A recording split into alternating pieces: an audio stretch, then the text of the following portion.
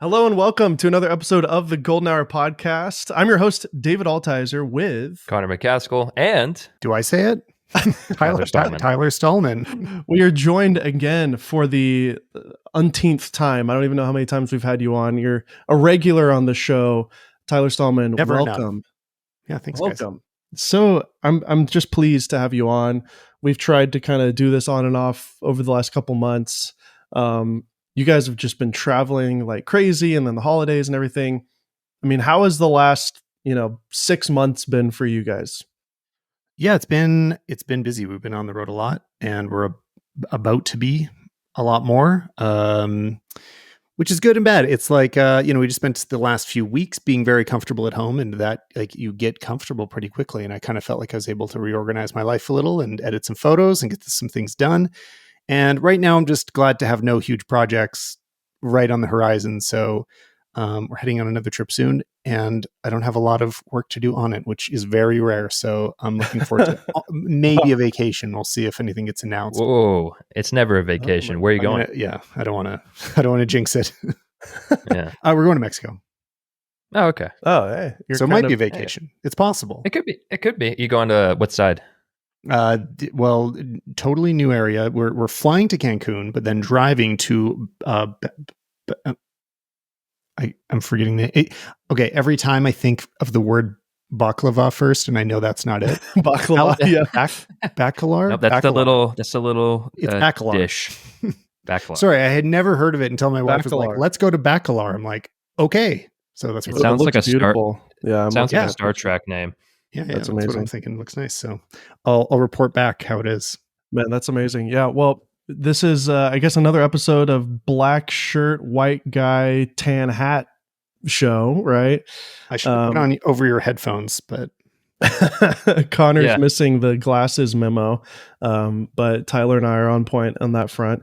But yeah, anyways, really excited to have you on. Tyler has a new product, and we're going to talk all about it, and I'm really excited to kind of hear some of the behind the scenes about the product, the why behind it, and also kind of the story of how the whole thing came together. But first, now that it's been 4 or 5 months, you've had a Twitter video that got 7 million views and a couple of other shoots with the iPhone 15. I had a video that also kind of blew up, at least for me on my little channel, talking about like the USB-C and the SD card, options. I don't know about you, but all three of us here have the iPhone 15 Pro. Tyler, tell us, like, as a professional and as somebody who uses it on a constant basis, how are you liking the iPhone 15 Pro?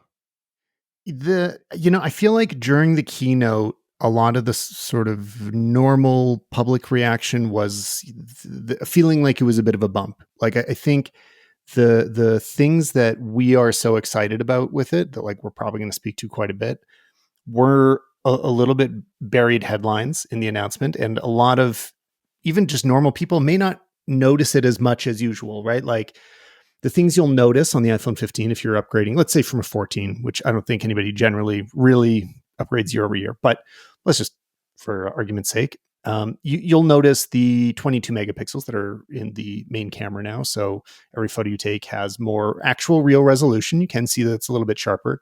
It's not a game changer though. Like in a lot of ways, you look at the images and they still look like a phone photo, right? Like we haven't ever made a jump that phone photos you can't tell anymore. We're still in that world where like the quality is incredible, amazing HDR processing, the raw capabilities of the photography, like it's all as good as we could have hoped for, but you can still spot the difference, right? It doesn't look like a larger sensor. But what totally took us by surprise, and I've talked about endlessly at this point, is the ability to shoot log and ProRes in video. And this is a bit of a niche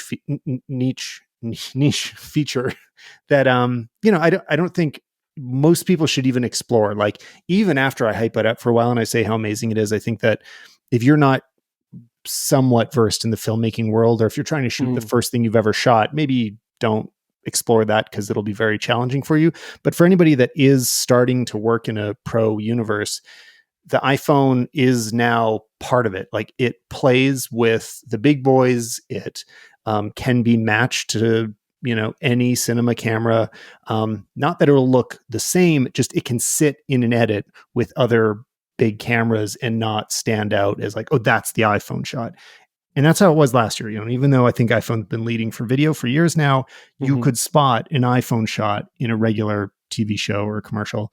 And Absolutely. now it's not going to be like that, which is really interesting. Yeah, it's been really cool. And I don't know though, like I tried using it as like a main camera, as like a YouTuber, using it for just standard on a tripod, talking to the camera. And because there's no screen that flips around, like it's hard to see yourself and frame it. So I had like this weird little mirror contraption that I would stick on top of it. And then the issue of like, okay, I've got this like little MagSafe SSD thing that I'm going to stick onto it, but now my tripod mount, the grip thing that I have for it, isn't able to mount on it properly. So there's a lot of accessories that I think are still needed to like really pull all this together. And it's true. Obviously I'm getting a little ahead of myself because you do have a bit of a solution for some of this, but I have a solution for you in terms of if you're filming yourself. I have a great tip. The HDMI out of most adapters, I don't think I have one sitting around here, but like, you know how a lot of USB adapters just like have HDMI as like a thing that they send out, right? Yeah. So that if, you could send it out of your computer is typically what it'd be for. But now if you use that USB adapter coming out of your iPhone, so you're sending the iPhone USB signal away from the phone, and then you plug an HDMI cable into that. Yeah. Then you adapt that HDMI back into a computer, right? Like I use the like Kondor Blue little, it's like $30, cheap little like USB or HDMI to USB adapter. Yeah. Right. Now you can monitor yourself. You can live stream with your phone. And I wish I could like set it up for this so people could see the example, but it like once you're streaming in log with a LUT on it, all of a sudden your iPhone footage looks like normal good footage, and you can be doing that with a live stream. So you can just monitor out of an iPhone the way you would with any other camera. You just need two adapters, but they're very standard adapters. Like it's nothing weird or super expensive. Normal USB to HDMI, then HDMI back to USB, but that's not a mobile solution. That's just like if you're sitting at your desk and using it as a camera. Yeah, it's solution. for what you were saying. Yeah. Like if you're at home and you're like, oh, I just want to do some A-roll and I don't have a big camera around, then you've got your monitor. And I guess, I mean, we're all spoiled to have, real cameras laying around. But if you are on a budget constraint and you just want to get started, everybody, spends money on phones. It's something you use every day, for directions, for taking pictures of your kids, messaging your friends, etc. So might as well put a little extra money into maybe some extra storage and getting the Pro model and just letting that be your main, YouTube camera if you're a YouTuber or a content creator. But also the flip on that too is like we're a little spoiled again, coming from being just a solo content creator, whereas a lot of freelance filmmakers are, I don't expect they can still walk onto a real set or a wedding or an event with an iPhone on a gimbal, right? Like, are we there yet? Yeah, unless no. I mean, there's no make a package. Yeah, I mean, which I've heard people talk about that, and I like that idea that if you're just getting started, especially like you don't need high rates for weddings. There's people that are offering wedding shoots. They're like, look, I'll just shoot everything on my phone and just give you everything I shot. And that's it.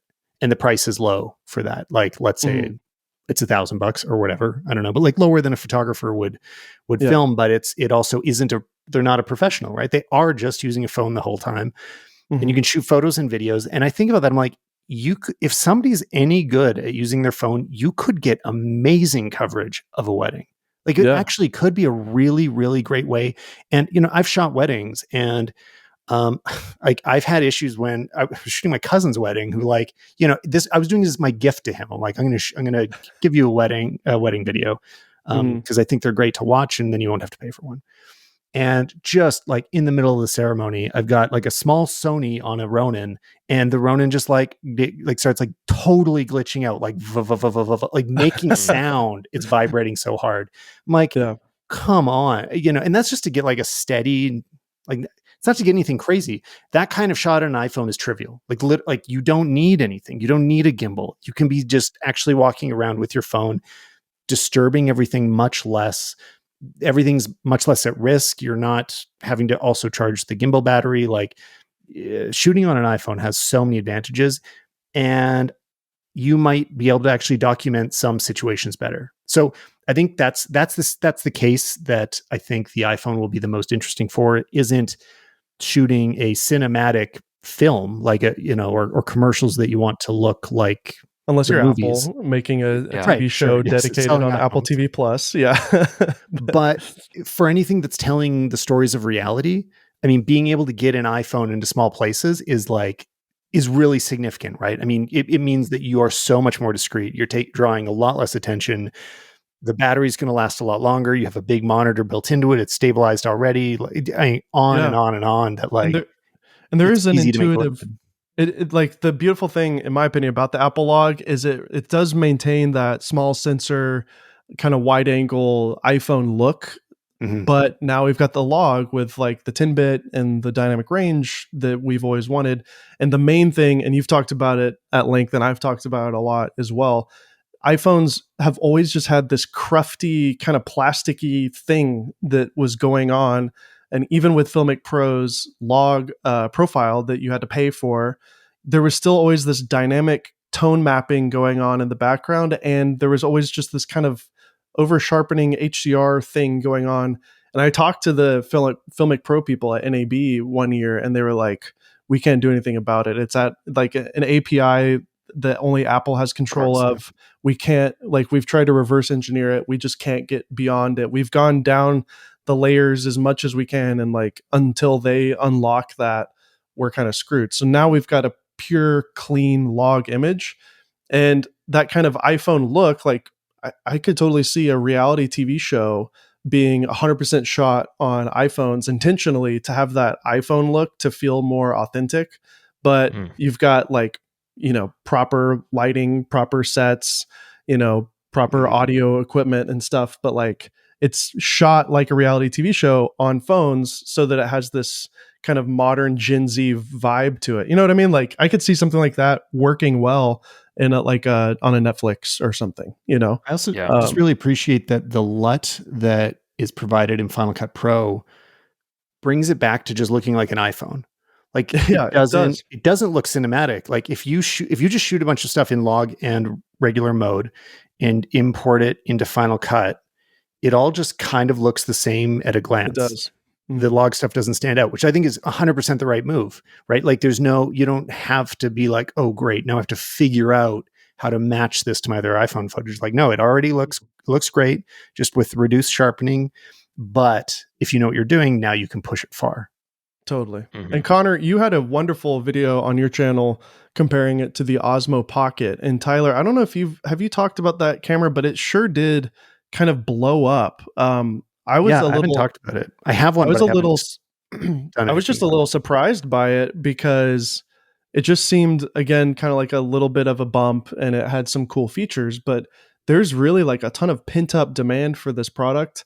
And based off of the footage that I've seen, and then Connor, your review comparing the two, I think there is a case to be made for like, if you're talking about portable, mobile video, okay, well, for $500, you could also get the Osmo Pocket, and then you could buy like a base model iPhone 15 instead. Like, so where do you spend your money? Do you buy the Osmo Pocket, which has a built-in screen that you can do a proper selfie screen on, and it's got a gimbal built in? It's a 1-inch sensor. You know what I mean? So Connor, talk to us about your experience with the Osmo Pocket. And by the way, you just got back from Germany using it. Yeah. So I think for me, like one of the things about shooting with the iPhone, although the Log is great, I still don't like the fact that this is my personal phone and then also like shooting footage on it. That to me is still like a very awkward experience. I don't know how you feel about that, Stalman, but for me, I don't like that at all. So the Osmo Pocket is great because it kind of fills this need of a tiny little bring it with you, isn't in the way camera. But it is completely separate. So for me, that's great. But then again, I am walking around with a backpack everywhere I go. So like for someone who just wants to carry around one device, I could see why they would want just an iPhone.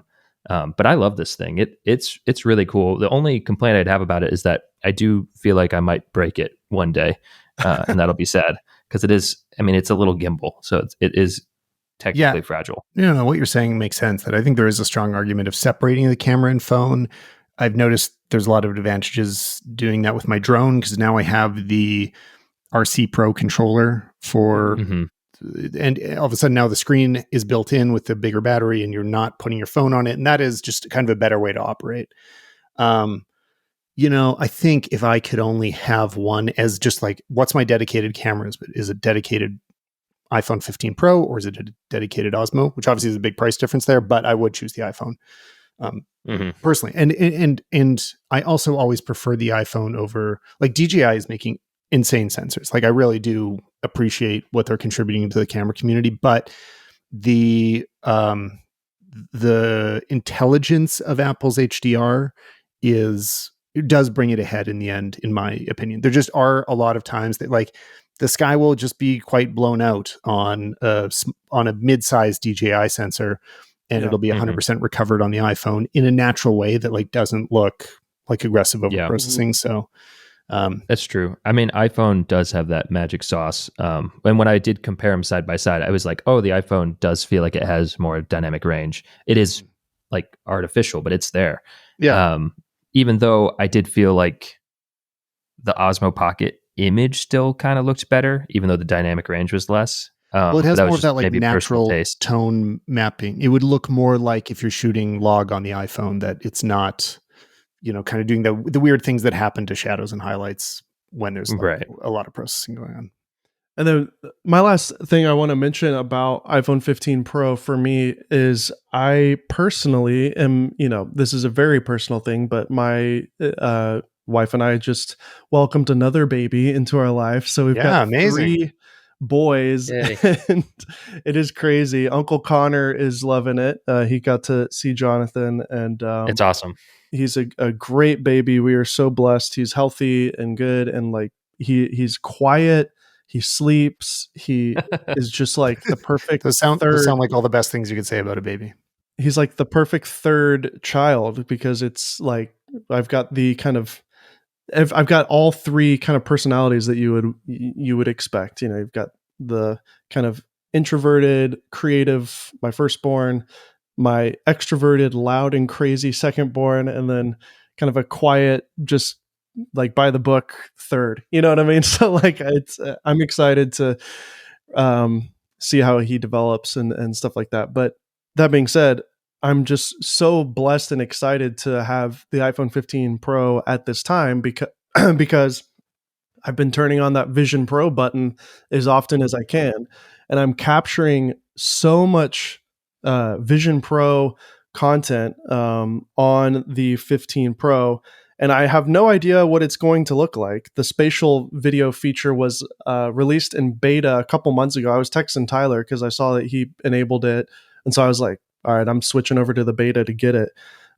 It's now in a full public release now.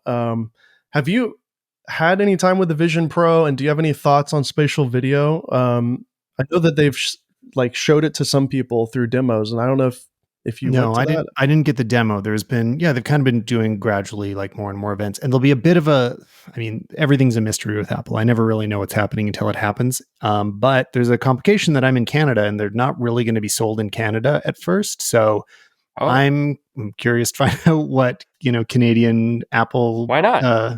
I'll go halvesies with you. They're just only being sold in the US at first. Come on down. So it's nowhere else. Well, so yeah, come hang out. I'm thinking about it. Maybe that might be the answer. People at Apple, they send you stuff. They might give you a demo unit. But I know the people at Canadian Apple, so we'll see. I don't know. Okay. Either way, yeah. I'm gonna find a way to use one. Like I'm not that worried about it. But no, I do think it's interesting that you've kind of like jumped right into it. I expect it will look really nice based on what everybody said, right? I've read everybody else's impressions. that it does feel extremely immersive. You know, yeah, even once I have the Vision Pro, I definitely won't start. I wouldn't switch over to everything being in spatial video at first. I mean, this is without trying it. I don't know. Maybe I shouldn't bother. Here's my predictions, right? This is like just what I imagine. You don't have kids yet. That's the thing. Is like me with a child, it's so the special. Reviewing of it is like is like an isolated. That's true. Thing, right? I mean, what I'm skeptical of is not the experience of like being inside of the Vision. I expect that will be incredibly immersive and really cool. I more think that the feeling of like going into VR, going into another world that only you are experiencing it. You know, Apple's done everything they can to have you not feel cut off. Like you're still able to interact with the world as much as possible, but it's still your experience and you're not sharing it with anybody. Yeah, a $3,000 experience. Yeah, and really that price will come down. You know, I'm not that worried about the price in the long run. But I think there could just be this wall. This wall of like how much they want to cut themselves off to be entertained. You know, sure. And then I even have a bit of a feeling of like, okay, let's say the Vision, the spatial cameras get much better, right? Like I'm sure they already have them available for the professional productions where it's capturing like 360 or 180 spatial, where it's, you know, proper 4K, 8K, and like it really, really feels like you're in the environment. And I even just think about it in the long run. I'm like, how much it'll be. I try to imagine like an elderly version of myself, like just living inside my 30-year-old body, like fully experiencing. I'm not 30, by the way, but in my younger body, and there's like something strange about it too. I'm like, I want to see it before I'm really sold that this is like the direction that media is going to go. You know, I try to be a tech skeptic at the same time as I love the latest tech. So, yeah. Well, have you seen WALL-E? Because, you know, yeah, there you go. They predict it worked in WALL-E. I mean, you know, everyone had a great time. It was a happy ending. So, yeah. And when they took it off. I don't know if you saw the Gurman report from like a couple weeks ago, but apparently the iPhone 16, there's already some ridiculous rumors, and we're very far ahead here. But one of the rumors is that they're going to add another button, a capture button, a physical hardware button down here now, below the lock screen, or the lock button, kind of down on the bottom, which is going to be the perfect spot for like a video record button, and they're going to call it the capture button. So I only saw a hint of that, but I did sort of call that in my iPhone 15 review, where I was like, the action button hasn't been useful for me. I need it to be somewhere more convenient. So that could be interesting. And this is the proper orientation to film, because the lens is on the top left rather than on the bottom where your hand would potentially cover it. Yeah, exactly. And so having a dedicated button to and it's also forcing kind of normal people who are so used to filming in portrait mode, it's forcing them physically to hold their phone sideways. I don't agree. I think it's going to be fantastic in portrait mode because your thumb is right there. Yeah. Okay. Yeah. I think it's going to be great for absolutely everything. For both. Yeah. Okay. You're just always ready to go. I think that's awesome. Yeah. So I'm all about adding buttons. Give me more buttons. I can't wait for them to invent that button. They invent it too. For sure. So we'll just have to wait and see. Maybe we can do a follow-up in a couple of months whenever you get some hands-on with the Vision Pro, and I would love to get some hands-on with one as well, but I don't know how. You know what I'd say, like the biggest solutions we need in media, you know, and like especially this idea of like documenting family or important memories is management. I think people just have hundreds of thousands of photos on their phones that are possibly going to get lost because they literally only exist on their phones and they don't pay for an iCloud subscription and it's not backed up anywhere else. And, or people use Instagram or Facebook as a backup. I've known people tell me stories that their camera got stolen and the SD card was the only copy of all the all years of photos. Oh my gosh. This is like the normal universe, right? Like we have backup solutions. We think about this, like most people don't take any real action. And honestly, photos are extremely vulnerable. So this year I printed like a blurb photo book of just like family album from 2023, which I kind of mean to do it every year, but this year I'd been throwing all the like my favorite family photos throughout the year. I'd just been throwing them in a Dropbox folder. So they're all just sitting there at the end. I'm like, it would take me a couple hours to throw this together, and I did, and I'm so happy I printed it. And I anybody listening, I just really encourage, like, print more, find an excuse. Even if you just make a bunch of 4x6s and put them in a shoebox, like, find reasons to print something sometimes. Yeah. Definitely not everything you shoot, but just like a few meaningful photos a year goes a long way. That was one of the beautiful side effects of, when we were young, our parents used film cameras and they had to print it. And so we have all these physical photo albums. And obviously the problem with that with normal people is they would throw it in a shoebox under their bed, and there'd be a fire and catch fire, and now they're all gone, or there's a flood and they're all ruined, or they just get yellowed over time and destroyed. So I think that humans have had we have some advantages evolving to manage physical objects. And this argument's used sometimes for password management, of like, the old advice was like, never write your password down, right? Like, because somebody's going to find it and they're going to hack you. It's like, that's not really how you get hacked generally. And we're pretty good at keeping something safe just around us. Like, that's how we live, right? Like, there's objects and we're like, oh, I put it down and now I know where it is. And we can keep track of physical objects pretty well. And we're not evolved to keep track of digital objects. So sometimes when we think about like, oh, it's going to be crazy that our grandkids will be able to watch us growing up on our Instagram videos. And it's like, well, it's a pretty good chance they won't be able to access any of that, because it's just going to become digital rot. And unless you take some action to find a way to really preserve this, it may not be around. So I think it's worthwhile for everybody to think a bit about, like, find some of those important things and back them up into other mediums that are not based on electronics at all. So digital rot, are you saying that you think Instagram in 50 years just won't be around or accessible or different? I mean, it's just like the amount like, I have clear out old accounts, over time. Yeah, that's the thing, is like there'll be a point not that far from now where the majority of accounts on any platform will be deceased people, that's not that far off. And we kind of don't Facebook might be there. Yeah. Facebook's already dealing with that. Yeah, right. I know. But I mean, there already are solutions to it, but they don't really handle the volume that there someday will be. And like, will your family be able to access that? Like, or your more distant family, like grandkids? Will they, will Facebook exist? Some of these platforms definitely won't. Who knows which ones, but. So we need to make VHS tapes of our videos. Yeah. Or maybe print them to film. Of like all our YouTube videos too. We just have like a rack of VHS tapes. Yeah. Honestly, and the that'd be podcast need to be on awesome. vinyl. Yeah. Oh my gosh. That'd be fun, Heck actually. Yeah, dude, like oh my gosh. Can you imagine if like one of the membership tiers of a podcast was you pay a fee, and then every month you receive a vinyl copy. Joe Rogan could do that.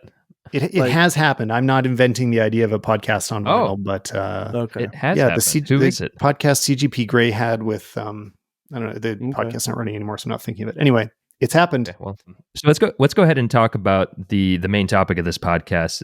You have a new product in collaboration with Kondor Blue. That's kind of pretty crazy. Can you elaborate on it?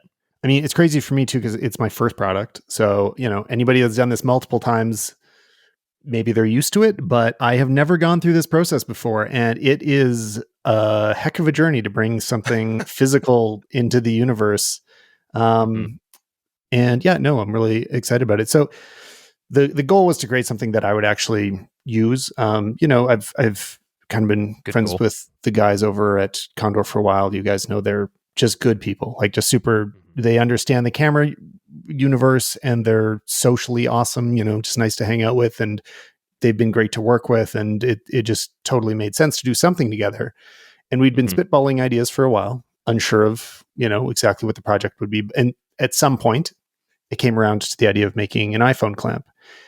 And I have opinions about how people I think the reality of how people use their iPhone versus how filmmaking companies typically treat the world of iPhone filmmaking. Mm-hmm. And a bit of the context here is that my wife Anya, forever she's been in the more like fashion and travel influencing universe. So a lot of what we do, we're traveling to events for her that are with more like normal TikTok, Instagram people that aren't in the photo community, don't consider themselves photographers or filmmakers, but they take photos and filmmaking for a living. Like this is their jobs. They shoot nonstop. They have as many clips on their phone as I do, but they just don't think of themselves as filmmakers, right? And they don't buy that many accessories. And as we go to these events and I'm looking at everybody shooting, I'm like, absolutely nobody is shooting horizontally with their phone. And if somebody shoots horizontally, they typically are bringing out a bigger camera. I think, and I did a poll on Twitter because I was curious about this. And I thought it was interesting because actually most people, there was 2/3 said they usually shoot horizontally. And I think they're in similar situations to Dave, of that they're using their phone as their dad cam, their mom cam, kind of the like capturing life. And they want to be able to watch it back on a TV and a television's aspect ratio. But the reality of media consumption, which is, social media platforms at this point, is like most people are watching things on TikTok and Instagram. That is all vertical. It's mostly shot on phones, and it's also mostly shot by professional creators. I'm doing the little finger quotes here. Like it's not that it's like most of the content in anybody's feed is made by people that are doing it regularly. It's not your family and friends anymore very much, right? Like most uploads are coming from people that kind of do this as to be entertainers on the internet. So I wanted to create a product that was like targeted at that type of person. Like I upload to Instagram and to TikTok regularly or YouTube shorts. I care about how my videos look. I'm trying to make them fantastic, but they're typically vertical. So this was the first, as far as we know, this is the first vertical first iPhone clamp. So you can turn it sideways if you want, but the whole point of it is that it prioritizes being mounted vertically, being used for as professional as you want social media content creation. So that's the idea. And it's called the Stalman clamp. Wow. Very cool. How does it Stalman clamp? If you want, you can very watch creative name. I love it. Well, it's like the Mondo Monetize. Yeah. Monetize. I mean, I think his has a better ring to it, but yeah. No, I love the Stalman clamp. Stalman. No. Mondo Ties is goated. Yeah, it's good. No, Stalman clamp's good. But so the process of actually engineering it, was that mostly handled by the Kondor Blue team, or did you have a lot of input, or were you just kind of like the idea guy? How was the involvement with you and Kondor Blue specifically fabricating it? Well, so I did. If anybody wants to go like obnoxiously deep on this, I had Brandon Peterson on my podcast the other day, and we just like talked about the whole thing because he was my main contact at Kondor. Lucas is also amazing, who runs the company and helped facilitate all of this. And Brandon's one of their designers, and he's who I worked with the most on this. So it was, I mean, I don't know if they wanted to be less hands-on, and I just dragged them into having so many opinions that I was texting him 24/7. But it at first we really were just working towards like, let's just make a nice clamp, right? Like let's just do it the way that I would want to carry it around. And so priorities for me when I use one of the many clamps in my life, like we got a bunch of Amazon ones and just all sorts of random little clamps I picked up over the years, is that a huge thing is like I hate having it on the actual phone. It bulks out the back tremendously, and you're not going to keep carrying it around with it. So like you're always instantly taking it on and off, and they're also just generally just clunky. Like they add a lot of kind of crazy weird angles to it. So you wouldn't throw it in your bag still on the clamp. And all of that also means that a lot of it's like more, it's less secure. Like it's easy to pull on and off, but then you can't pack it away. And then there's another style of clamp that's like a cage, right? So quite a few brands have this. Small Rig has them. I've talked about the Polar Pro one, and like those are quite nice for building out a complete rig. But the problem is they make the phone so big, it's not a phone anymore. You can't put it in your pocket. You can't really like talk on the phone. It becomes like, okay, like you were saying, Connor, now your phone is it's like locked into camera mode, and you can't really use it as your phone anymore. So the idea of this is that you can still like move between those worlds. Like while it's in the clamp, it is 100% secure, but it's still compact and like smooth enough that you can still throw it in your pocket. You can kind of walk around and during the whole production comfortably fully keep it mounted and it's not interfering with anything. That's awesome. And one of the things about obviously the 15 is the log, but for me, it's like at that point you have to have some sort of external storage solution. What does that look like with the clamp? Like Right. how are you dealing with external storage with it, or do you not use log and then you're just kind of like that's not really an issue for me? Yeah, I mean, in the videos that I in my iPhone review, I used the Kondor SSD clamp and put it on top of one of my Amazon clamps, and it was just a disgusting mess of like kind of a large hard drive that's half the size of the phone, and then the clamp is as big as the phone, and it all just was awful. Dave did the legwork of testing out a lot of different cards and card readers, and just like making sure everything can work. And it's amazing the versatility. That's what I've been doing of what goes into there.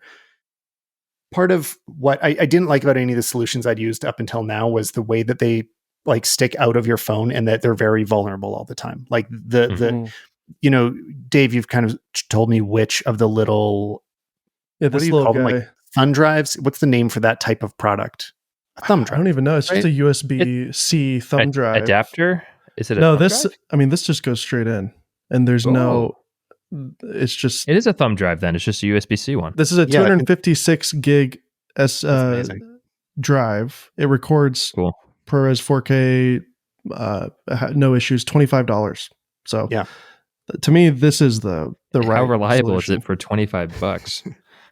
It seems to be working fine. How is it at 60? Can it do ProRes 60? Let me just tell you right now. Yeah, it can. I haven't done any extensive Gerald Undone tests, but I'll tell you. I mean, if you're doing a big test, production, right? If this is like a commercial you're getting paid for, you might want to spend more than $25 on it. Yeah, I wouldn't trust it for a real production like that. No, but I can go ProRes 4K 60. I'm recording right now 4K 60, and let us know when it drops. I'll just let it go. I'm just going to set it down. Do it with the Blackmagic app because it should report a dropped frame. Whereas if you're using the Apple app, I'm not sure if I don't know what it'll do if it drops a frame. Do you use the Blackmagic app when you're filming in log, or do you just say screw it and use the normal one? Well, yeah. So we did a pretty extensive like social campaign, which this is also part of it too, is like a lot more of our commercial work has been focused on like this stuff. It's it's for brands, for companies. And it's like, this is just going to be for social. So it's being shot vertical. It should look like it comes from a phone because it performs better than things shot on a bigger camera. And so for that stuff, I've been using all Blackmagic lately because you can lock in the exposure. You don't have to worry about anything shifting as you're shooting. You just have that full control.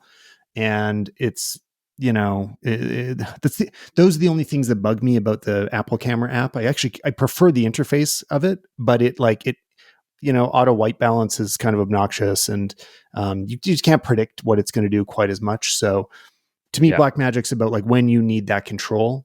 And there's also there's a bit more like flexibility. It's quite a few options you can dive into there. So no, it's funny though. Here. Oh, nice. It's funny though. 4K 60, no problem so far. So great. When I shoot with my phone or even the Osmo Pocket, like I am using log now that it exists. But I definitely just put it in auto. Like, I don't know. I know that might be weird, but it's like, I think the advantage that this has over my camera is like, boop, it's ready to go. Right. And I know it is an automatic and I know it's going to do things that I don't super love. Like in my last video, you'll see you see some exposure changes because that's just some of the stuff was either on my iPhone or on the Osmo Pocket.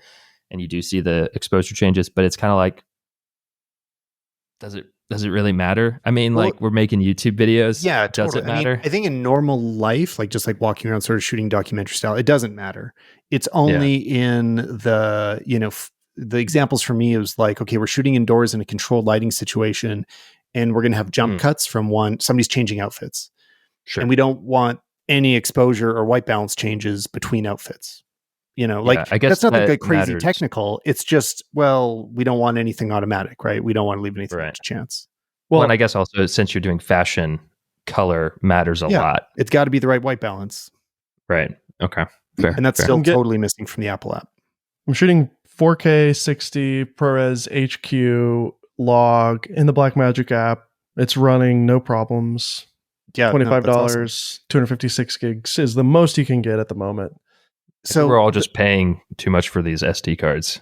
We're all being ripped off. You only need 200 megabit per second write speed. So to me, what ends up mattering the most is the form factor of how it's mounted. And what I don't like about what you're using is it just sticks out the bottom. Like it's very vulnerable. Like that is like waiting to be knocked off and like broken at the USB joint. Not that it's a bad product. It's just like just form factor wise, it's really exposed. So part of the way that we designed around that is that the USB now mounts towards the front through a little 90-degree adapter. And since there are standard like 1/4-20 screws on the front of it, now you can attach whatever you want there. That can be various Kondor products, which is what I showcased in my video about it, of either card readers or drives, but it can be absolutely anything that you run a USB into. Like you could run a little USB extension cable going into a smaller SSD or thumb drive like you were using there, Dave, and mount that flush to the back, which would also just be a little bit safer, right? Like I would like look for a way for everything to be flat into itself so that you don't have anything that's sticking out. For sure, yeah. Makes sense. I just love how tiny it is. You could easily get a little USB-C to USB-C little cable ribbon to like then mount it onto your mount, And that's what I think is like so important about a lot of the iPhone filmmaking. Not everybody, like there are reasons to kit it out and treat it like a real camera. I can imagine those scenarios. I think they're just more edge case than we treat them, right? Like because small rig makes small rig cages, they have an incentive to be like, well, here's a cage, right? Like we're going to sell you a cage. But is a cage actually what most people need most of the time? No, that's a smaller market. I think there's like less people. Most people want to use a phone like a phone, right? Like kind of keep that portability true to itself, that it's not getting in your way. It's not slowing you down. It's not making it harder to shoot. I think if you're working with a phone, it's to make life easier. So I always want, even having made this clamp, like I'm not going to just like put it on all the time for no reason, just because it looks cool. I'm going to, I'll often use my phone on its own and I'm going to add pieces as they need it. So I'll only rig this up exactly as much as it's useful. To me, that's either adding storage and or a microphone. Those are the big things. You could do ND filters and you can, I don't know what else could do. Time code, you could add a focus puller. I've seen it's compatible with the nucleus. That stuff. It's like it's not that it's not valid. It's that it's becomes more and more edge case of like, why is this something that you need to complicate your workflow? So, big fan of like try to make it as simple as you can and only add as you need those extra features. And real-time follow-up. I was recording to the phone. So that's why it was working. Wow, it works great. Yeah. And so I was like, wow, this is so fast. So I made sure to switch it. And at 4K 60, I'm getting an alert that it's not fast enough. At 4K 24 ProRes log, no problems. It seems to be recording fine, but 4K 60 on the $25 thing. Well, do another test while we're sitting here. Try switching it over to ProRes LT. Okay. And then also try switching it over to the HEVC. Because now that works. And by the way, I since I did the test but never set it anywhere, you can see the difference. I was kind of hoping that like, if you shoot it in H.265, it'll look the same. Because that's how it is on, let's say, the LUMIX, right? Like the colors are so close. There's not an important color difference. But I found recovering saturated highlights, you can see the difference. Interesting. So not everything. If you've got like a pretty normal image without any crazy dynamic range, you can capture in that much smaller file format. But if you have highlights to recover, you're going to do better in going to ProRes LT. I think most people should be using LT because like HQ is outrageously big. Yeah, for sure. Okay, I'll do some tests. I'll follow up in a minute. So back to the actual mount, and I think you're right on it. There's so many professional, I wouldn't even call it, content creators that are making videos every day, all day long on their phones, making millions of dollars, mind you. Are we? Wow, this is nobody told me. Some of them. I'm talking Sure, about yeah. the kind of like upper It echelon happens. influencers that Yeah. are getting tens of millions of views on a regular basis.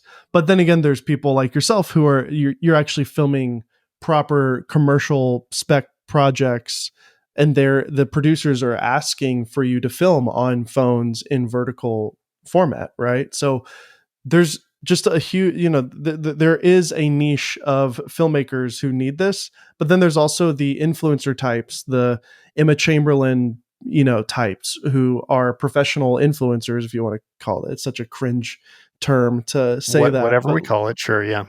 but like, Internet painters.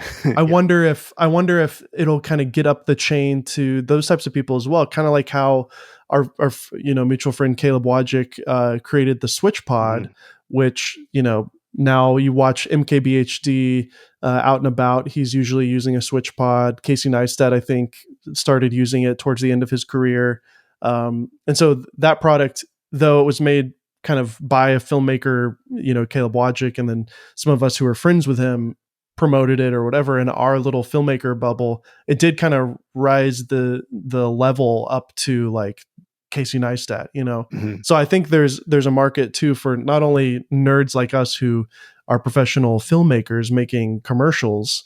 Like, I think this has a place for the kind of influencer crowd as well. Yeah, that's my hope. I mean, those are the people that I interact with a lot of the time. Like, I've met so many of that influencer type of person, and like they're just not that concerned about gear, right? Like they know that I review camera gear, so they'll ask me questions about like, what should I use to make my stuff look better? But still, as they're going around in their day, they're really just using an iPhone. I mean, like out of their pocket with like, I don't know, there's so much attention paid to like kitting out an iPhone, even the universe of adding lenses. Like, there, you can get a better image. Like, Moment has done a great job like creating that set of lenses. And if you use the 1X lens and put the macro on there or whatever, like that's the best image you'll probably get out of a phone compared to using the built-in ultra wide. But it's niche. I mean, that's like most people don't do that. That's not what you're watching on TikTok. That's not what everybody's doing all the time. Well, so to me, like, I want this to be the best way that somebody that does like street interviews all the time, they have a dead simple way to like stick a mic on the back, lock this down, and it's just totally reliable all day long. They don't have to question their gear. They don't have to think about the gear. It's just like, it's taken care of. Yeah. And why would they think about the gear? Because or even the quality in a way, besides maybe audio, because if you're talking about TikTok, right, it's like you have 15 seconds. You don't even have 15 seconds. You have 3 seconds to entertain someone or they swipe away. So it's not a matter of how can I make the quality a certain, it's almost more of a shotgun method now. It's like, how much content can I possibly make? I'm talking generally. Obviously, there's different people who have different ways of doing it. But for a large portion of TikTok, it's how much content can I make as quickly as possible that is of a certain quality. But again, they're not worried about like, oh, I should have a better lens on here or whatever else. They're just like, all right, we're going to film this. Well, and that's the thing is they will use things that actually make a material difference. And microphones are the best example. That's why we see people holding little lav mics, because in some situations, not all, sometimes it's totally pointless, but in a lot of cases, like that's just the best way to get like really clear dialogue. Now the mic is close to you instead of the phone being across the room. You've made a huge improvement in what your audio sounds like. Super minimal investment. Those mics are like $20. And it's way better. And that's why people use that thing, because it makes a real difference. I think if an accessory isn't actually improving your life, like, they're not going to put it on, Mm-hmm. No, I totally agree. And I think that's why the clamp could be a really awesome thing, because it's just non-invasive, which is kind of what you want for all these people. Yeah. So. Yeah. And what do you guys have kind of planned for the future of this product? Do you see it, obviously so what much. can you share, but like, do you see it kind of building out to having other accessories that can mount on it? Obviously, on the back of it, you've got some screws with the airy anti-twist kind of system there. So locking pins, locking pins, yes. So you can actually use the Angel Bird and Kondor Blue recently did a collaboration where you can use the SD card or CFast Express card slot, the polar opposite of this $25 SSD that you can just plug into your phone. But if you're on a real proper set, I think it would make a ton of sense, especially if you're shooting on other cameras with that same media. You've got a DIT, you've got a team using a really rugged, well-built, Angel Bird, Kondor Blue collab, card reader. Does make sense in that world. But I would love to see you build that out, maybe give us some different hot shoe mounts, or maybe a mount that could mount onto that rail that also gives me another, like a horizontal mounting point would be cool. So that way I do have literally two quarter 20s. I have the one that you put there, but then also maybe one here for those times where I do need horizontal to be easy to access. I would love to get my MagSafe back. So if you could almost like make a magnetic ring that goes onto it or something. It doesn't have to actually charge the phone. It doesn't necessarily have to be a pass through, but just a magnet that's a circle. That way I can mount other things to it in the MagSafe world. I mean, do you have any ideas like that? Well, so, in the end, this specific product is a collaboration between myself and Kondor Blue, and they already, their range of products can cover a bunch of the specific things that you were talking about. So I tried to show a few of them in my video, and if you kind of like pause and take a closer look at all the different accessories, I was able to build it out pretty nicely by adding a NATO rail to the back, like just a totally standard mounting point that now you can add things going off in both directions. All I'll hint at, which this is going to be this won't be part of our collaboration. I know they have something in the works that will take care of quite a few of these problems at the same time. And that's all I can say about it. And Cool. But that won't be my product. I know like this whole time we're like, oh man, wouldn't it be great if, and a lot of those wouldn't be greats will happen someday. So this is just, this is simple. What we're looking at right now is like, this is the base. This is like, if you just want to get started, but we may end up seeing a modular system over time that. Yeah. Well, and because it's Kondor Blue, we really approached it from like the modularity already exists, right? Like, and hey, I don't work for Kondor Blue, so I can also say like, you can add all your small rig stuff, if you've got a Tangerine, like it's going to fit on there. It's all going to play nicely together. There's nothing. And even, something that drives me crazy is like DJI's, Arca Swiss plates are kind of weird ratios. Like I've had some plates that do not mount into each other. And Kondor Blue is very thoughtful and sort of sensitive to what those compatibilities are and making sure that like obviously DJI is very widely used so that it works with that as well as sort of standard plate mounts. So, that universe is already out there for people that are just starting with iPhone. Like now they can start discovering like, oh, what is a NATO rail? What is a quarter 20? Like all these things that can kind of, they can be introduced to the idea of rigging. But I still think in the end, like most people are going to only add the few accessories they need. It's like, and that might be a totally different set for everybody, but that like you just put a few things on those key points, whether it's storage or an additional grip or audio that you need to expand. And you'll probably keep it at that. I don't think that it's, when I first bought my 5D Mark II, yeah, that was the first video one, right? Yep. I started rigging it up like right away. I bought all this Zacuto gear. I went to NAB and I saw like the demo rigs they had for the camera, and like it looks beautiful once you rig it up. It's so nice. And so I bought a lot of stuff very early on that is still sitting in my gearbox, and turns out I don't shoulder mount very often. And I didn't need all these rails that like they're still part of Universal Systems, so I can still use them, but it's not how I use my camera. So whatever it is you're buying, whether it's this mount or accessories, like you don't think you need to have the kit like it looks like on set. Like find the tools that really are useful to how you shoot and invest in the good version of that, and it's probably going to carry you a pretty long way. For sure. And my final question is, how's the clamping? Like, I would imagine that's one of the nerdy things that took you guys a lot of time to figure out the tension and like the right amount of tension. Like, do you feel, I mean, I would imagine, but I'm just going to ask for the sake of asking, is the phone going to fall out?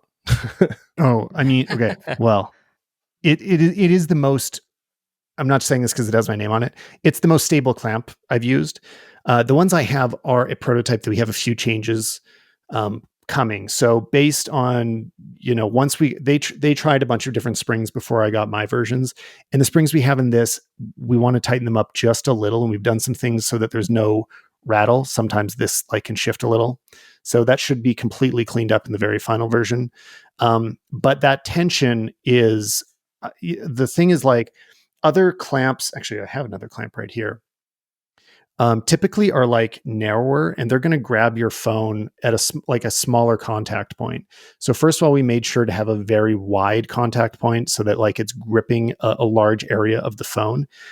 And then, having the amount of tension, really key. Testing with different cases, making sure that they all grab on so you don't have to buy our special case for it to work. That was all really important. But what kind of became the magic ingredient eventually is that USB contact point in the bottom, because it's plugged in. Now, like, it just really is like it. I never had any point where I could shake it out. Like I couldn't. Oh, wow. And if I mean, that's a good point. It's literally plugged into it. So it's as if you screwed a screw into the bottom of it in a way. Yeah, exactly. And I mean, like, if you can see this like standard clamp, like, I mean, the most clamps are not that tight. And they're sort of expecting you not to worry about it. It's like, okay, like your phone can sit there safely on the tripod, it won't fall off the tripod, but there's play in it, right? Like it has the ability to wiggle within that clamp grip. And so it's important to me that there's no play on this. So like if you hit the record button, you're not going to get like a shift as you press. Like if this is screwed into a tripod, it's completely secure. The best clamp I've ever used, I think, is maybe Joby. And it has a little tab on it. You unlock it and then oh my gosh, did you see what just happened? Stupid Apple freaking mine are turned off. Why aren't mine doing it? Well, you have it turned off anyways. But yeah, are you guys both recording on iPhones? I mean, I know you are, Tyler. No, it's built into Apple's new OS. Any camera when it's going through the OS. Oh, there it is. Connor's got it. Wow. What do you know? Yeah. Well, let's do another. No, never mind. Piece is the balloons, and then I think, is this one the rock and roll one? I don't know why. Where did mine go? Oh, nice. Wow, that's for fun. The audio. Your listeners are going to love this. Audio listeners love you to death. Check out the video. But yeah, the Joby one, I really I like how they designed it where like you unlock it and it like is free and it has a little bit of spring tension, but then you kind of manually kind of push it down to where it should be, and then when you lock it, it gives it that extra little millimeter tightening. So it kind of like as you lock it, it's sort of like there's a gear that pulls it down slightly, so it just gets a really tight grip on it. That seemed to be the best solution, and I feel like you with Kondor Blue, maybe something like I almost would imagine them to have like a hex, key. Like that'd be annoying. That would be annoying, wouldn't it? We did talk about a lock or something. We went through designs that had press locks in it, because like that other one I was holding up a minute ago, like this does have a little lock lever. It's just like every decision along the way takes up pieces internally, builds out bulk, becomes a catch point that's going to get stuck in your pocket.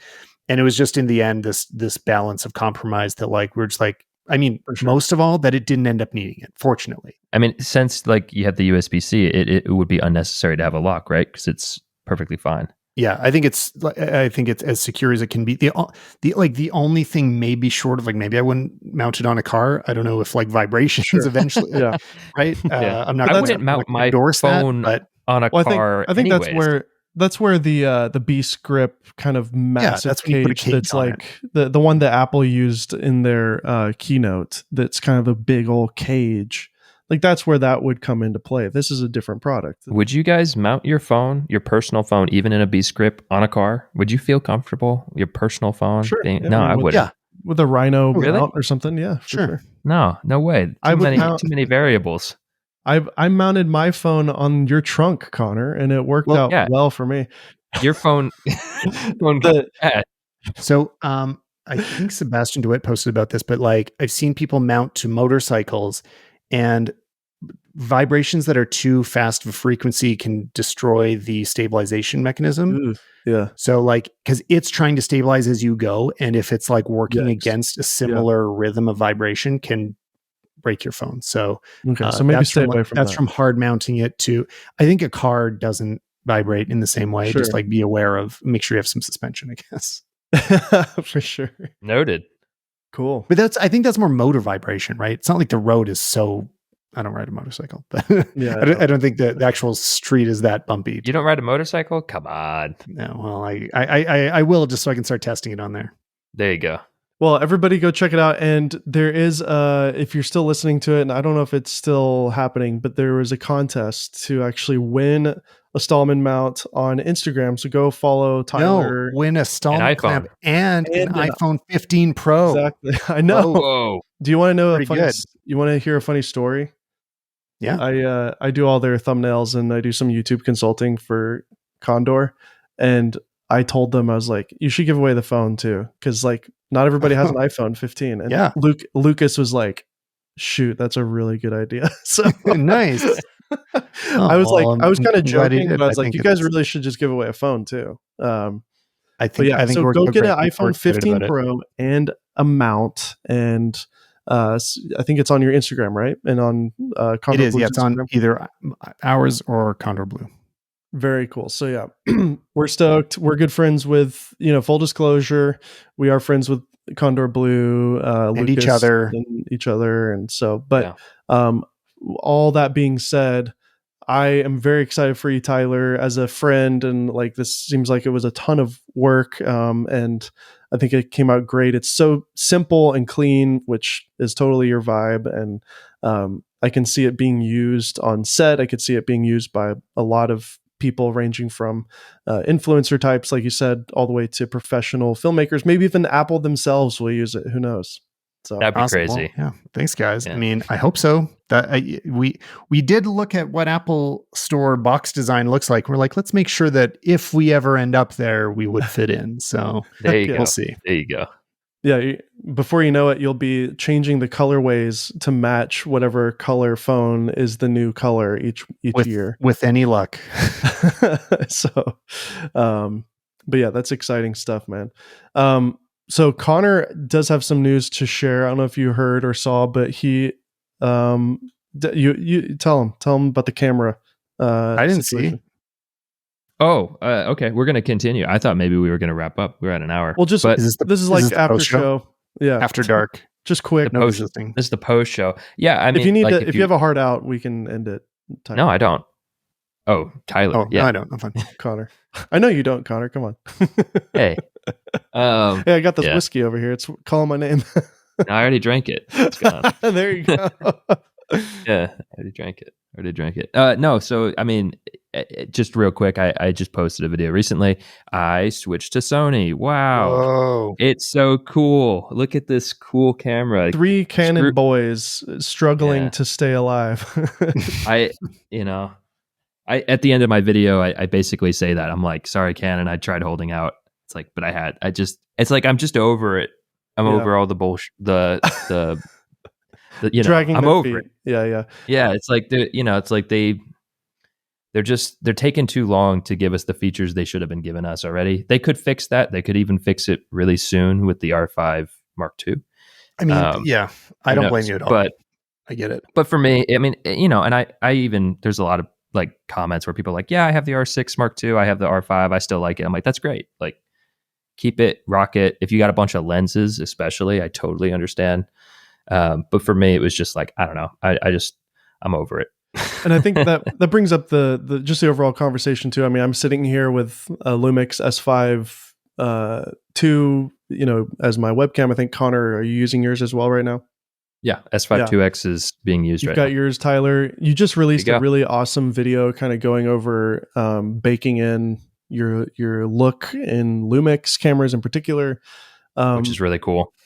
Yeah, I mean, what are your thoughts now that you've had, kind of a year with the S5 II? I can't believe that it's been a year since they announced it, and they haven't done anything else other than the G9 II, which is really just kind of, it's, I don't know. It's interesting. I do like Micro Four Thirds. Did you try the G9 II? Yep. Connor got one and he let me borrow it, and I really liked it because I'm a Micro Four Thirds nerd, but it's I wish it was more of a proper Micro Four Thirds camera rather than just like a Frankenstein with the. It was the S5 IIX with a smaller mount, basically. But I'm stoked that they did it because now you can get a Micro Four Thirds camera with phase detect if that's something that you need. Well, anybody looking for an overhead camera, this is what I'll say. Like, this is a very specific recommendation, but the G9 II to me is just the best overhead camera because you don't need any shallow depth of field. Things should be in focus with an overhead. And now you're going to have all of the image quality of anything else. You don't need high ISO for that. You need autofocus and quality, and it's got it in spades. So and you can do the 4x3 anamorphic shooting, or and 3x2 so now you can gate. post it to social, and I mean it's really, really great for that. So if anybody's looking for a camera for that specific use, which like they didn't market it for, but I'm like, no, it's perfect for that. So like they marketed it for bird photographers. Yeah. So it's just a weird thing though, because like hold on, get your buckets. I'm about to name drop here, but Curtis Connor is a client that I've been working with, and he shoots everything on the GH5 still. And I was talking to him, I was like, you should really look into like the G9 II, because like he has it on autofocus and you can see the pulsing going on in the back, but he just doesn't care. But he honestly is kind of on the edge of filmmaker / influencer type, because he definitely knows what he's doing, but kind of doesn't really care at the end of the day either, because it just works. He has it set up, whatever. But he did say, I would like to have better autofocus. So I was like going to send him a link to the G9 II, and then I was like, wait a minute, let me just look how much the S5 II is, and it's $100 cheaper to buy the S5 II. Yeah, it's $1,750 at the moment, and the G9 II is $1,899 or something. And I was like, there's no way in heck I would like say for less money you can buy a full frame camera. I think it's kind of a no-brainer. So I ended up sending him a link to the S5 II with the kit lens, the 20-60. And I think he's like, this is a Christmas present to myself, because I was initially like, if you own a bunch of Micro Four Thirds lenses, just buy that. You don't have to buy any new lenses. But I was like, I don't think I would recommend it though for the same price. Actually, less money. So yeah, I mean, I don't pull it out. It would have worked. Yeah. It depends if you're into that look. I mean, like if he's really used to there being depth of field and kind of relies on it, then maybe. But in my use of all this, which like every time I talk about it, I feel like there's a little hitch in it because Lumix Panasonic has been very generous with their loaner program. So I've been able to access these cameras and lenses for, like you say, like a year now, and didn't have to pay for them. So like, that's pretty exceptional. But at the same time, like I said, I'm about to pack for another trip, and I'm looking at my cameras, and I'm probably bringing the Lumix over my R5 or my C70 because the Canons are way bigger. The R5 is not a good hybrid camera. I don't like shooting video on it. I don't like the way the video looks at all. And it's bigger for that worse video quality. So to me, like Canon still got it for the C70, like in the price range, in that type of like mid-level, mid-high-end video camera. I think the C70 is still the best choice, but it's the only Canon that is like the best of its. Yeah. Well, I don't know. Maybe it's not the only. It's just like I don't like the hybrids, Well, like the FX6, I think some people would argue is better than the C70. That's an awkward size. I do like the C70. I way prefer the C70. Me too. But the fact that it's an RF mount with a crop sensor and they don't have any pro crop lenses is really frustrating. Sorry, I never even think about that it's cropped because I just keep the adapter on. Same, yeah, all of the time. I literally forget. Yeah, that. But yes, but you're right. I've heard rumors that like, yeah, the C70 sold really well, and they are working on a really great replacement. Excuse me. Imagine a C70 with all the issues resolved, SDI, the screen being fixed, maybe even an EVF would be nice, but similar. They're talking about full frame. Aren't they talking about a removable EVF, kind of like the GFX 2? Okay, 102. I haven't heard that. That would be cool. Cool. But just simply a better screen. That screen is so floppy and weird. I do like it, but it just needs to be better. And then full frame, and then that way you could just invest in RF glass and just go native, and you don't need the adapter. But honestly, I feel like I've moved on a bit from the dedicated cinema camera because the S5 is so good, and Connor having the A7R5, fantastic hybrid camera. These hybrid cameras have just gotten better and better. The A9 II is really exciting to me too. If I were in the Sony ecosystem, I would be stoked about the A9 or the A9 III, sorry, with the global shutter. I just think that's so cool. A lot of people in the comments, I say a few people were saying that this was a really odd choice for me because I'm coming at it from more of a video perspective, and they're like, oh, this camera has really bad rolling shutter or like other issues, which I think it does have rolling shutter, like bad rolling shutter if you shoot 8K, but I'm just not messing with 8K, although and rolling shutter's just never been at the top of my list of concerns. No, you have to shoot a certain way for it to become distracting, and I don't shoot that way. Yeah, I don't know. It was very interesting because you read those comments and they're like, camera has bad rolling shutter, therefore it's trash, never going to buy it. I'm like, dude, the camera's sick. It's like really dope camera. So I don't know. I don't see that being an issue, but I like it so far. There's still some things though. I'm still not the biggest fan of this part of the Sony. Well, the whole physical body of the Sony, it's not my favorite. I that's what I like the least, is actually just like the physicality of Sony. Like, they're not that beautiful. They don't feel that nice. They take a while to learn, and then, but in terms of specs and then image quality, like they deliver 100%. And I do think I've said this on my show too, though. I think they're better than what Lumix is doing. Like, we're just looking at like what's the best hybrid video camera, hybrid photo video. You'll find it in a Sony. Like, you're probably using it right now. But the price difference is pretty significant, so that's what makes it easy to recommend the Lumix. It's just so affordable, I still love my Lumix. Like, if I was recommending one camera to people that in like just a hybrid basic camera, it would be the Lumix still. Yeah, the S5 II or the X. I don't know. The FX30 is great. It's cheap too. That's another great choice. But would you use it for photos? You wouldn't. It's like not a great. If you're one of our nerdy selves where you just need to take a thumbnail picture every once in a while, then yeah. But right, I guess not for filmmakers. I guess. And no, that's not true. And then don't forget about Fuji. They're out there. Here's the thing I don't like about it though, is that it's so big. The FX30 is just that it's so large and a smaller sensor, which doesn't make it. You think the camera's? That's the G9 big. Exactly. Yeah, I also don't like that about the G9 II.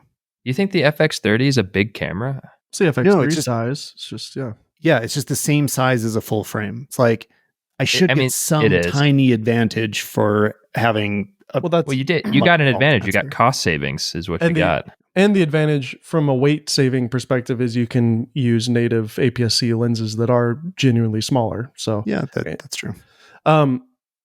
So, and then one last thing I want to talk about in the after show, you brought it up on your most recent show with a mutual friend of the show, Jordan Drake, amazing human. I love your annual Gear of the Year 9th annual video. Somehow. It's incredible. I love it. Don't stop. Please do not stop. Do it every year. At least make it to 10. Yeah, at least to 10. Oh man, that's crazy. 9 years. Holy crap. That's, I just realized how significant that is. That's amazing. Yeah. Spanned across 2 podcasts, and he's been on 3 different YouTube channels in that time. Almost as many as me. But no one can compete with you, Dave. But, generative fill and just AI art.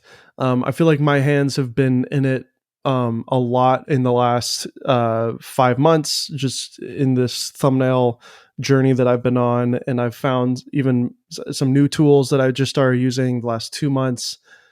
Just AI art in general.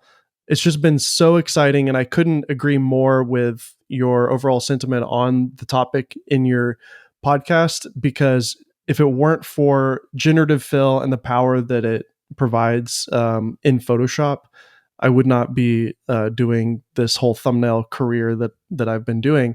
And I think now it's enabled people to really learn how to actually use Photoshop. It's not as daunting. It's not as overwhelming, because if you're taking, if you have an image and you're slapping another image on top of it, and it's different lighting and a different scenario, now with the neural filters and then the generative fill on the edges, you can start to blend things together and make it look like a real professional composite. And then of course, being able to remove things or extend the frame if you have kind of a cropped in shot and you need to kind of zoom out technically, now you can do that. I mean, it's just one of the most powerful advancements, and I just don't want anybody to kind of overlook how amazing this is. And if you've ever avoided Photoshop because it just seems overwhelming, I think now is a great time to really just pick it up and start learning it and messing around with generative fill, because I've found if you can kind of imagine something, you might have to noodle around and do some experimentation.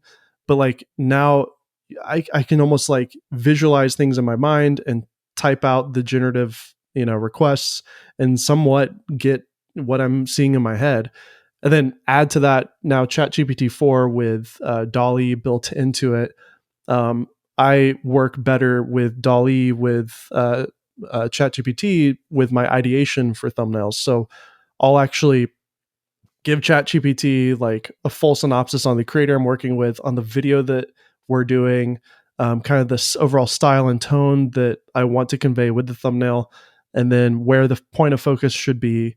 And then it'll spit out some mock-ups. And I've been super inspired by that as a way to kind of ideate and kind of come up with concepts that I then use essentially as a mock-up to show to a creator and say, hey, here's 3 or 4 mock-ups that I threw together with AI. Do any of these look good to you? And then we'll be like, yeah, we'll do that. And then now we've literally got a storyboard that we can work off of to then build the real thumbnail. So I don't know. I just think it's so powerful. And for me, it's changed my life just the last 5 months. I'm a full-time thumbnail artist now, which is so weird, but I love it. It's been a lot of fun. What's driving me crazy is that the best generative tools, especially being Midjourney and DALL-E, they don't interact with those same use cases as Photoshop at this point. And even Adobe has Firefly 2, which is good. It's not as good as Midjourney, but none of that can be inserted into the photo you've already taken, unless I'm missing some in painting feature that you're aware of. But it's just so there's these parallel races happening where Photoshop's becoming more and more useful, but it's still dumb at the actual generation. It isn't great at creating the things inside the image compared to how far along we've come with everything else. And I just don't know why. Why can't the others let me in paint into my photo is the first strange thing.